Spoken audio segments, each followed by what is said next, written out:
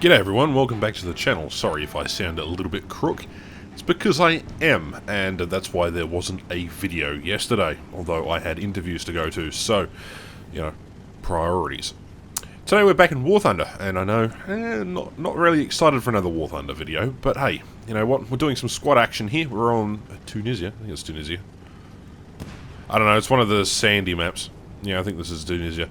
We're heading straight for the city, because that's often where most of the action is.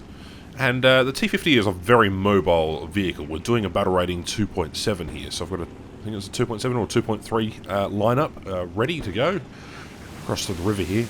And I thought I'd just share this particular game. I didn't save any of the live commentary, or else I would have done a highlights video or just a simple gameplay video, but today we're going to do commentary nonetheless. Right, we've crossed the other side, we're pushing into the cap. The enemies have all three cap zones at the current time, so we need to change that pretty quickly, or else it's going to be, you know, ending up in a particularly heavy loss. Now, the T50 is a particularly interesting vehicle, as it can somewhat do a lot of things that a lot of other vehicles at this current BR can't do. It's a very, very mobile vehicle, and taking that to an advantage, we need to kind of stop the enemy before they cross that bridge on their side of the map. But that is a little bit challenging, provided the fact that you know, they've already got the cap zone, so they've had some faster vehicles already come through.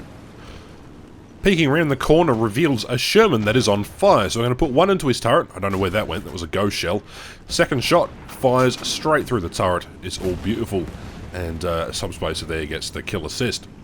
That's all good and well. Now we just got to sort of decap, so to find who is in cap, and run over an object that went invisible. You know, War Thunder is working as intended. I believe the guy who's in cap is just directly over there. Regardless, we don't necessarily care. We're going to push on through, because my squad mate has just yelled Churchill, and I sort of take a bit of a panic here. I'm going to try and fit myself through here, and then I realise I'll never ever make it, and he gets done by a Churchill, which presumably hasn't necessarily realised that I am here just yet. Just going to sit here for a second and wait for the Churchill to go away, because at this BR, the 2.3, 2.7, that Churchill Mark I is the most impenetrable fortress ever. Now, I didn't actually check whether he had gone or not. It's my first mistake. But regardless, we're in a good position to deny the enemy from coming into the town. And that's when I realised that Subspacer just got done by the Churchill. That's okay. We've got a Freedom M24 over there. We killed the M22. There we go. Beautiful. The M3A1 is now down. And then coming through the bridge, I just see a silhouette and fire, and there goes a key knee. And just continue firing. Check my rear just briefly, and then I spot this little light tank. Okay, we'll deal with you in a second. We're just going to put a shell straight through the turret, try and knock out your gun, and your commander, and your loader. And then we're going to put one through the driver, and there we go. The HOI is now dead. First shot dips into the rock here for this little light tank. Collusion's just sitting there, oblivious to this. Alright. And that shot should just magically go through. That is 6 kills. Unfortunately, I've just realised the Churchill is right behind me. At this point in time, I scramble into my MBR2. And here we are, we're going to go try and bomb him. So, lining up on the target here. Churchill's firing away. He's trying to kill one of my squadmates. Everyone's yelling in team chat. There we go, we've dropped our bombs. Let's hopefully we kill him. Wablammo. There we go, fantastic. Now that he's out of action, we can try and get back on the ground and try and secure this. Fortunately, we get knocked out by a KI-44. Picking up things, we jump into the Russian M3. Now, I hate the M3 Lee with an absolute passion, but it's a good tank at its current BR. That's for sure. And the idea here is we're denying the enemy from coming across this bridge. So just looking around, Subspacer's in his T50 climbing the hill on the left there. Particularly important on Tunisia to block the enemy from coming through. That's their spawn right there. And that poor M22 Locust just got blapped by my 75mm gun. Although it appears that the 75 went short and the 37 went directly over. At which point I then decisively realised that A is now being captured. So we're going to chuck a Yui, mate, and get this old bucket of bolts moving and just head towards the cap circle. Because it's important that we get the cap circle cleared in order to win this one. This is a massive air battle going on at the moment. Hurricane and all sorts of other aircraft flying around up above. Just cautiously entering the town. You never know where they could have gone. They could have gone to the left, they could have gone to the right. My artillery marker is getting hit, and that's when we spot a Matilda. Enemy kill assist on the other vehicle. Subspacer comes charging in like the legend he is, and I'm trying to penetrate the side of this Matilda. It's not working out so well. He is now angled. We're going to continue putting a volley of fire into him, distracting him, hopefully. Oh, and we actually killed the Matilda. I was not expecting that one, and that is our 10th kill. That poor Matilda had no idea what was coming. The wrath and the mighty wrath of the Banjo Squadron strikes again. Anyway, we're just going to double check that everything is clear through here. You never know where someone is hiding, especially at low tier. It's just a confusing mess, and I realise I've entered a dead end. This thing's mobility is kind of poor. Even at a 2.3 battle rating, the M3 Lee has never really been a good vehicle per se. And I do admire the turret on the top. The 37 is absolutely a godsend, but the 75 is kind of cumbersome. It's not quite like the other M3 Lees or the Grants. At least the British one has a proper turret on top. But we're just going to go up on top of this plateau here. This is a good position to always sit, because it gets you a view of the whole entire area, as well as affording you great views from the area. As you can see right here. Look at that, isn't it serene? And now I contemplated driving through there when I spotted Collusion. Oh, that bomb nearly killed me. Spotted Collusion drowning in his RBT-5. Interesting. Go save him, Volp. Go on, off you go.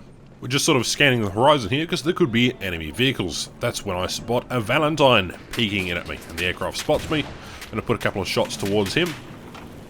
Put another couple of shots. He misses. I get a hit. We knock out his radiator. He's moving. He's being a sneaky little Valentine. Put one into him, and his shot doesn't penetrate, thankfully. We knock out nothing because we're crazy. And finally we get his gunner, and we knock out his gun. However, he manages to absolutely cripple us, rendering us basically obsolete here, standing on the side of a cliff. And, well, he rolls directly into cover. So I tell my squad mate, Subspacer, who's in a T50, just to go and chase him. There he is up there. Now, this vehicle is kind of cumbersome, and with a 40-second repair timer, it's not going to get towards where the enemies are anytime soon. We do hold the majority of the caps, however. We've got A and B. We don't have C just yet. But all things in consideration, I'm just alerting Subspacer that he is still definitely out there. And we're just waiting for this thing to repair, so that way we can back it up, turn around, and head towards their spawn area. Now, I wouldn't necessarily call this spawn camping. This is more spawn securing, or front securing, or so on and so forth. Subspacer does a run and gun, goes and lights the Valentine on fire, who apparently doesn't have FPE. That's okay, we've repaired now. And then the saltiness comes out in chat. It's like, we're protecting our cap point. There is nothing wrong with protecting our cap point. And I debated going directly off the cliff, and then I realised the water was extremely deep here, so I'm going to have to turn around anyway. Or else you'd see people just flying off the cliff for no apparent reason. Actually, I must try that in the little R33, the mouse droid, little Italian anti-air vehicle. See how far I can get jumping off this particular thing. That'll be something I'll have to do when I do another warthunder live stream in the next, couple of weeks. Anyway, turning this cumbersome bus around, going round the corner again, and just move this little bastard of a bus around. There we go, supporting fire times 1, Subspacer gets the kill. Now, I remember in our squad chat everyone was complaining that I was stealing all the kills. Well, not really, I've got 10 kills, I don't really need any more. It's not very often that I get as many kills as this, especially in low tier, and I know it's easy to do in low tier, but I think it's just where half the fun is. Low tier seems to be this fun, enjoyable environment, and if you make a mistake, it's relatively easy to rectify said situation. However, in slightly higher tiers, like tier 4 and 5, it's, you get into the point where you need to know exactly what you're doing before you do it. That way you can preemptively sort of judge where you need to be.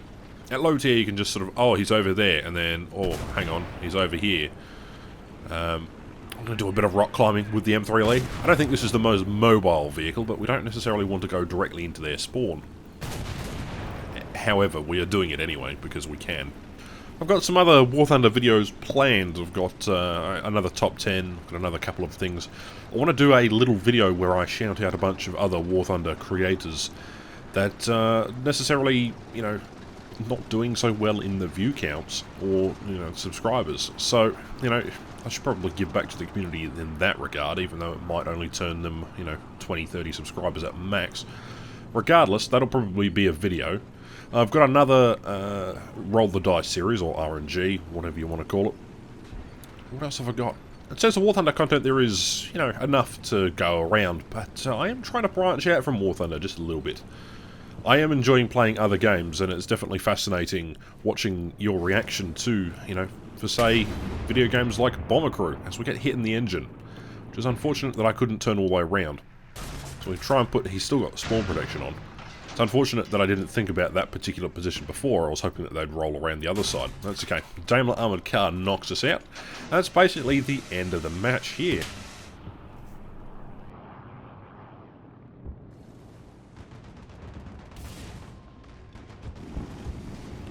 I got Heavy Metal Hero.